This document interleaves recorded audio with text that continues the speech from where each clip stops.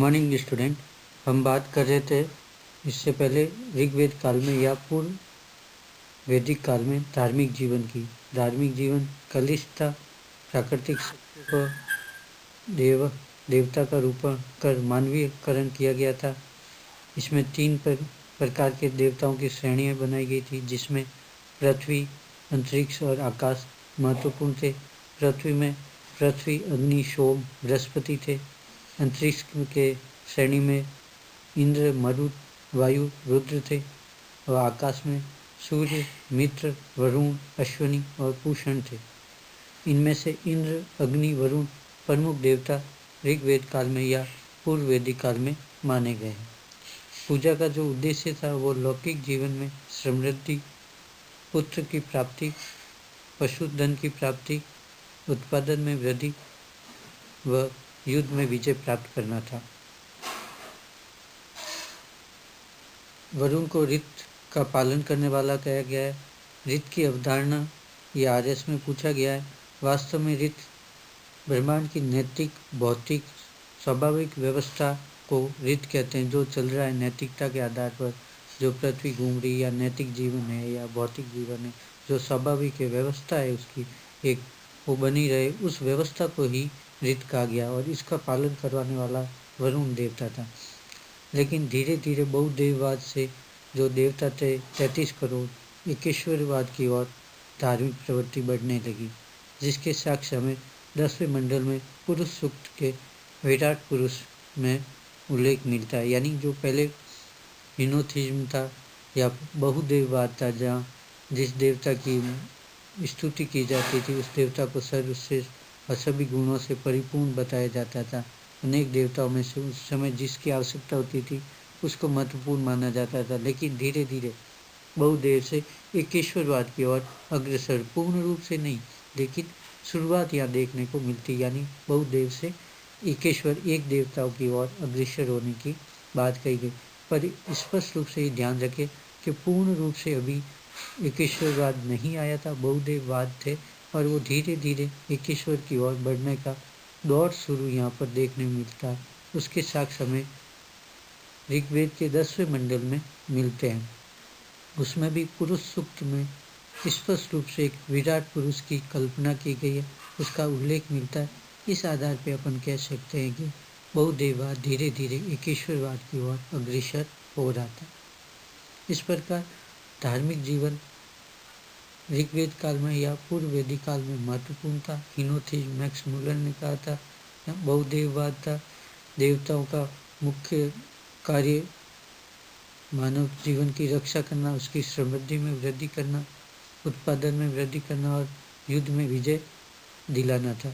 उसके लिए ही वो पूजा अर्चना स्तुति करते थे। कर्मकांड, यज्ञ, मंत्र, बलि आदि का प्रयोग देखने को मिलता है।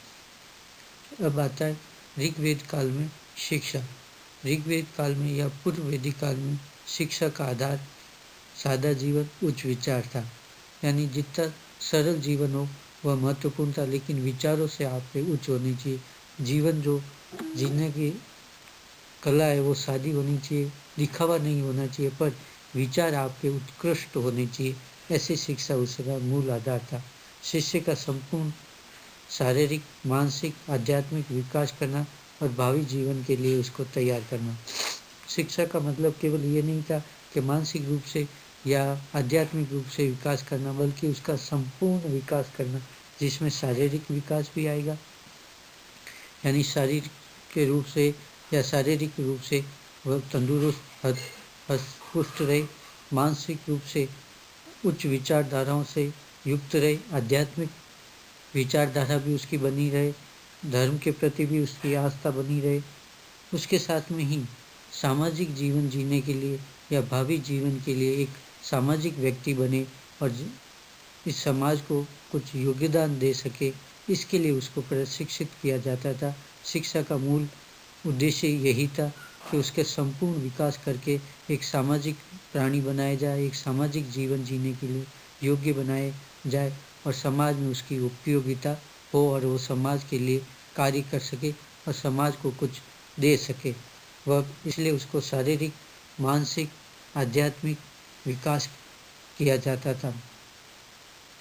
शिक्षा का भाषा का माध्यम प्रमुख रूप से संस्कृत था।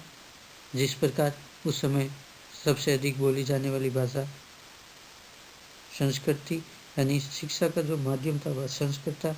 विषय अनेक थे, अलग अलग विषयों में ज्ञान दिया जाता था, जिसमें वेद प्रमुख थे, भूगोल, ज्योतिष, इतिहास आदि प्रमुख विषय थे। इतिहास में प्राचीन विचारधारा, राजा महाराजा या उस समय की जो संस्कृति सभ्यता था उसका वर्णन किया जाता। ज्योतिष में नक्षत्र का, पृथ्वी का और भूगोलिक समुद्र का, पहाड़ों का, मंजू पर पर्वत का उल्लेख जैसे मिलना, समुद्र का उल्लेख मिलना, सौपतवर वाली नाव का उल्लेख मिलना, समुद्र यात्रा का उल्लेख मिलना। इस आधार पर ज्योतिष, नक्षत्रों के आधार पर ज्योतिष ज्ञान का भी यहाँ पर शिक्षा दी जाती थी। भूगोल की शिक्षा दी जाती थी, पर्वत, पहाड़, नदी, समुद्र आदि का उल्लेख मिलता। इस आधार पर कह सकते हैं कि भूगोल की भी शिक्षा दी जाती। वेद सब अपने आप में सब कुछ था, इसके बारे में उनको ज्ञान दिया जाता था। इस प्रकार शिक्षा पूर्व वैदिक काल में महत्वपूर्ण थी। आज के समय से कि नहीं कि एक विषय पे उस पर पारंगत, बल्कि संपूर्ण विकास किया जाता था और उसका मुख्य उद्देश्य था मानव एक सामाजिक प्राणी बने और जीवन में आगे बढ़े और एक समाज के लिए उपयोगी हो और उस समाज को वो कुछ दे सके। संपूर्ण विकास, शारीरिक, मानसिक, आध्यात्मिक विकास करना ही शिक्षा का मूल उद्देश्य उस समय था।